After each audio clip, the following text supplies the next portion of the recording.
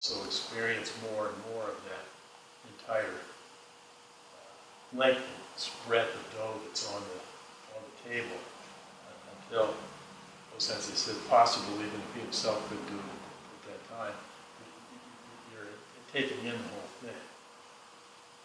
At that point, you're sort of mirroring in a bigger way the co-creative process.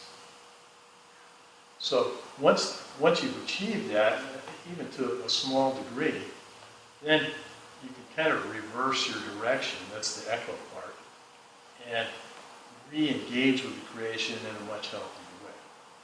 So we all experience that when we go from doing a technique that's really sort of rough and poorly performed to one that's nice and smooth and flowing and easy, and our partner feels like they're weightless and they're enjoying taking the fall as much as you're enjoying doing the throw.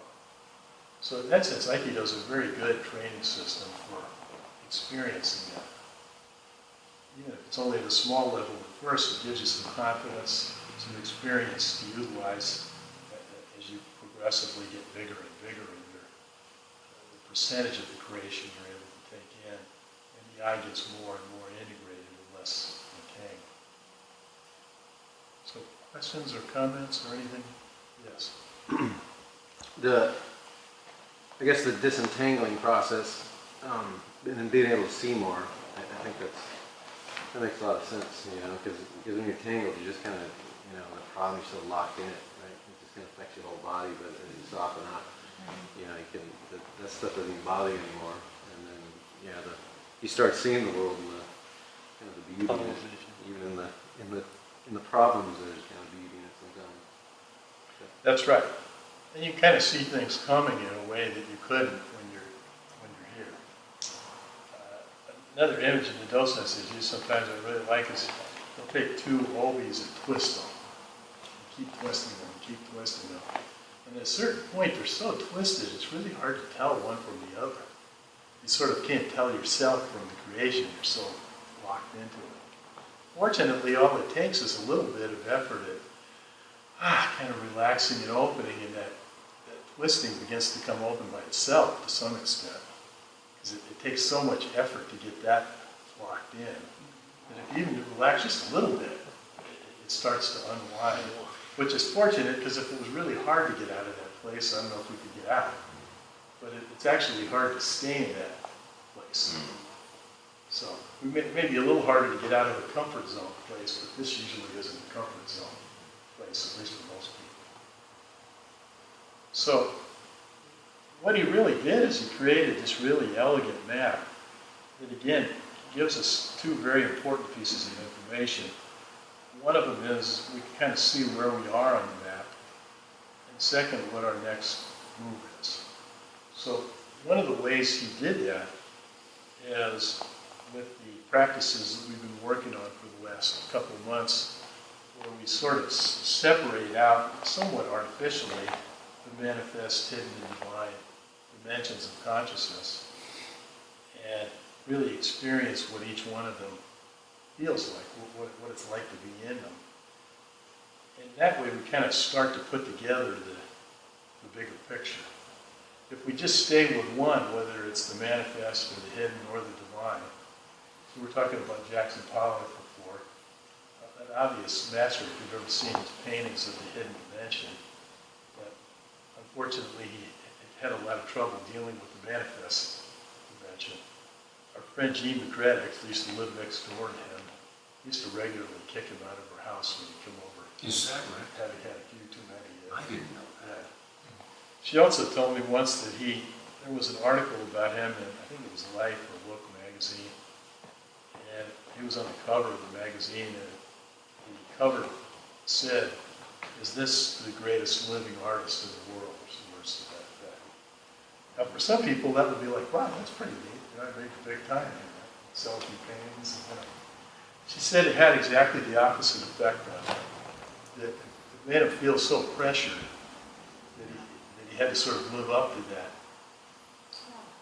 Yeah, and he just couldn't deal with it.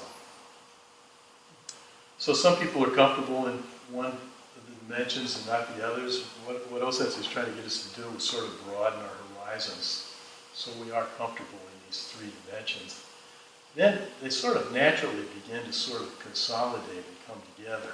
If we try to cram them together, then that's sort of a large-scale form of entanglement that we don't want to do. So the other part about this, as far as kind of knowing what to do, if we go back to sort of the basic structural pattern that we've used for many years, which is what makes us up at a given point in time as a unit and an eye, right? So we have a particular situation. The unit may be being, say, the last technique we did, which was Shomen Kotogaeshi. So there's our unit, right? You ask me who I am. On the unit side, I'll say I'm Shomen Kotogaeshi person, or an Aikido person, a martial arts person, a physical training person. You can kind of stretch it out how you want. That's on the unit side, and then the I part, and we hope that the two come together in a healthy, not entangled way. But when we run into a problem, the map can help us to determine whether the problem is one on the unit side or the I side. And once we know that, then we know what to do. At least we have a better idea of what to do. So to take just a really simple example, let's say I'm trying to lift something that weighs 300 pounds. So I try to lift it up, can't move. Try it again, still can't move. The unit side of the street is going to go, this thing is really heavy. And I'll have to find some way to move it other than trying to lift it. So I'll either go over and get several other people to help me lift it, or I'll get a piece of equipment to help me lift it, or I'll take the thing apart so it's lighter and I can move it that way. Or maybe I'll decide it doesn't need to move at all, and I'll just leave it where it is. That's sort of how the unit addresses a blockage, a problem, a situation.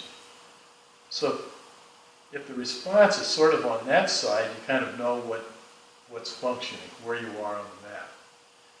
If the eye gets engaged with it and says, what idiot asked me to have to move this 300-pound thing? You know, I went to college, I shouldn't have to be lifting heavy things and blah, blah, blah, and whatever.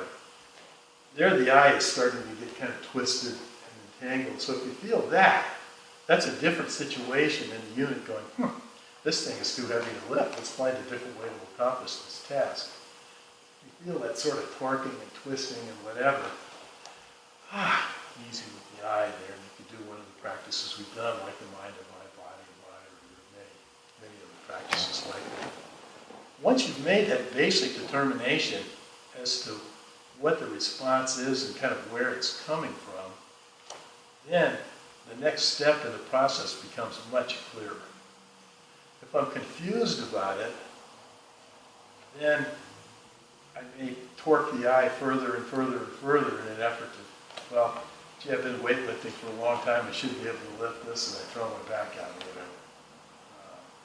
So being able to determine the difference between the response of the eye to a situation and the response of the unit to the situation is very, very basic. And it's extremely valuable, because once you have that, then your next move becomes much more obvious. Does that make sense?